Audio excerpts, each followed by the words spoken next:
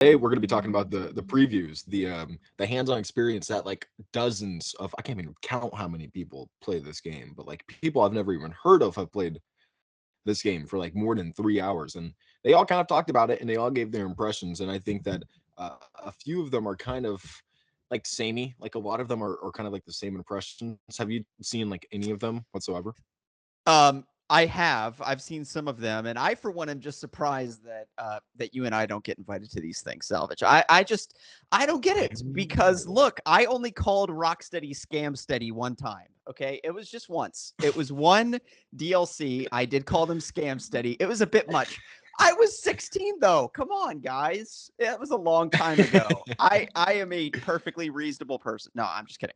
Um, Look, I thought that what they showed and some of the things that they kind of looked at this preview all looked really good. A couple of things that I've already eaten my words on. One thing is I was talking a lot of mad shit about how there wasn't going to be civilians walking around the map, and in a lot of the gameplay that I looked at, it looked like there was a lot of civilians. The city looked pretty populated, Mhm. so I will eat my words on that. The second thing is one thing that impressed me is that I feel like this is the first time we've actually seen Bat Bike gameplay, and we saw a little bit of the tease of the racing mode. That's not that dissimilar from like the AR challenges in Arkham Knight for the Bat Bike, and that looks really fun, to be honest. And thirdly, the free roam in the game just it does look really good. Some things in the traversal are a bit weird. For instance, Red Hood like humping the air to propel forward, a bit bizarre. But other than that, I thought the free roam gameplay looked excellent. The city looked populated with civilians. The Harley Quinn boss fight still looks just okay. And frankly, I haven't been super impressed by any of the boss fights that I've seen. I wasn't a big fan of the Mr. Freeze boss fight that they showed all the way back in 2020 either. And the Harley Quinn boss fight also didn't really impress me, to be honest. But Okay. it's also tricky developing a boss fight for both single player and co op. Honestly, like imagine making the Mr. Freeze boss fight in Arkham City and making it around two people instead of one. Like that would be very difficult to develop. So, yeah, I don't know. I'm just curious. What are your kind of? Those are a few of my key takeaways of things that I've maybe changed my mind on. Overall, I would say I was impressed with a lot of the things that I saw, and it made me more excited for the game. So that accomplished their goal. So for me, it didn't really necessarily impress me. It just reinforced everything that I thought was going to be about the game. Everybody that I've seen talk about the game, or most of the people that I've seen, were like, "Oh, this is a good game, but it's nothing that like blew me away. It's nothing that blew my mind." And like I literally heard that about this game 7 times. I literally was going back to back from videos and I kept hearing that phrase. I'm like, wow, people really think that about this game. Even Caboose said that to some extent. I'm like, what? He usually What did he says say? anything about this game. What did he say? He said that this like a lot of them were saying that it didn't blow them away, that they were like, it's an okay game, like, basically like saying that's like a 7 out of 10, which reinforces my opinion about it, saying that the combat is very slow and clunky and hard to kind of get into and awkward because of Arkham, and trying to like relearn it in certain aspects, but also just the gameplay in general. Even if you don't compare it to Arkham, it's like just sloppy and kind of like kind of slow and clunky, and that's something that I was afraid of happening for this game. Also, the traversal stuff, there's just like that teleporting stuff for Robin. If that's all we're getting for Robin, it is kind of disheartening, because if he's just teleporting for like 10 seconds at a time, that's going to be one of the most boring free roaming aspects of Robin. Oh, it's Nobody's going to want to super really play boring, him. bro.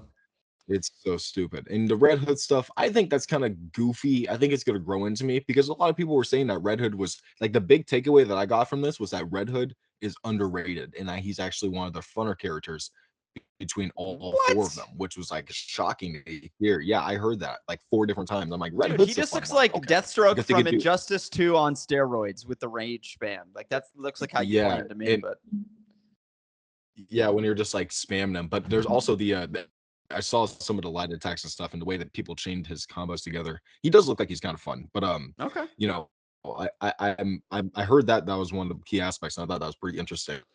And just the overall story was decent, but I don't know what these guys' quality is for decent is, because the cutscenes that we've seen so far, if that's like the indicative of the story, I don't think it's going to be a 10 out of 10 story. I think it's going to be like a mid story that I'm expecting. So my expectations are right in the middle. Like I'm not expecting anything great, but I don't think I'm expecting anything shit either. Like this is gonna be a game that holds me over until Suicide Squad, and that's all I need. Like honestly, I don't think this game needs to impress me too much. It just needs to do its job and have a really fun story. So if it has a good story and the game plays decent, then I'm all for it. And I think that's what most of everybody's been saying the game basically is. So I'm all right with that.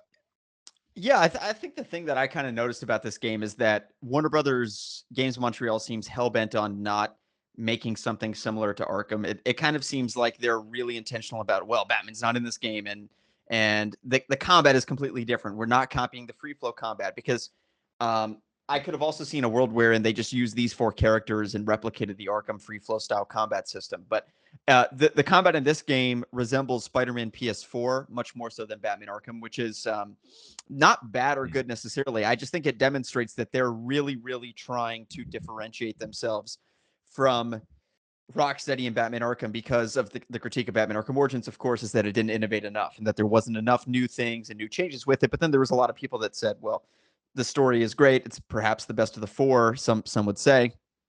I wouldn't say that, but I would say it's up there.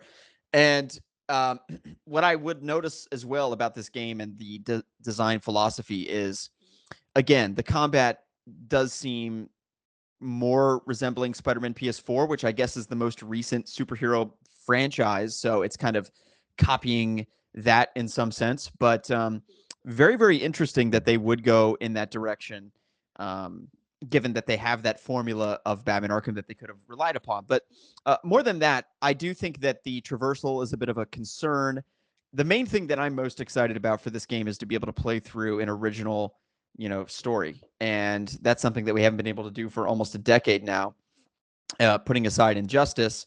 And that's what I'm most looking forward to in this game. Is, to your point, I actually don't think that the gameplay is the main appeal necessarily to the game overall. I would agree the gameplay looks like a solid 7 out of 10, which is certainly respectable enough to want to play. And here's the thing, there are a lot of games that have fantastic storylines that don't necessarily have the best gameplay. I don't think that The Last of Us has great gameplay. I would also give that around a 7 out of 10. Mhm. That might be a controversial. I might get like skewered for that in the comments, but I would say Batman Arkham is at a 9, let's say, in terms of combat fluidity and just fun replayability. Spider-Man PS4, I would also put it a 9. I would say this game and this game and Last of Us are somewhere around like a 7 in terms of just general fun factor in the gameplay. And with gameplay, you're really I looking have a for question. replayability. Yeah, go ahead. What do you rate Avengers? That is a good question. God, I hate that game with Because a feel passion. I feel like Avengers is closer to this game than anything else. To like You think it's Spider-Man. It closer to feels this like than a Spider-Man? it feels like a choppy version of like Spider-Man and Avengers clumped together because you have the superheroes that you run around with that have like their ultimate abilities, and they all have health bars and shit like that. It's gonna feel more similar to Avengers, I believe, than Spider-Man. Yeah, feel it's Spider-Man has that fluidity, and that's like almost like 9 out of 10, 10 out of 10, because it's just you got to do so much. But Right. like with Gotham Knights, it's more grounded. Um, you have again those special abilities, and everything just feels a little slower and clunkier, kind of like Avengers did. So I feel like and I said this in my last video that yeah, you could tell that they canceled 3 games. Like now, you can kind of tell that they canceled 3 games within their development, even though this game looks good. You could tell that during the development cycle there was trouble somewhere along the line, and it's pretty apparent here. So I mean, I just want to make that Avengers one because I think I think you missed it because you hate it so much.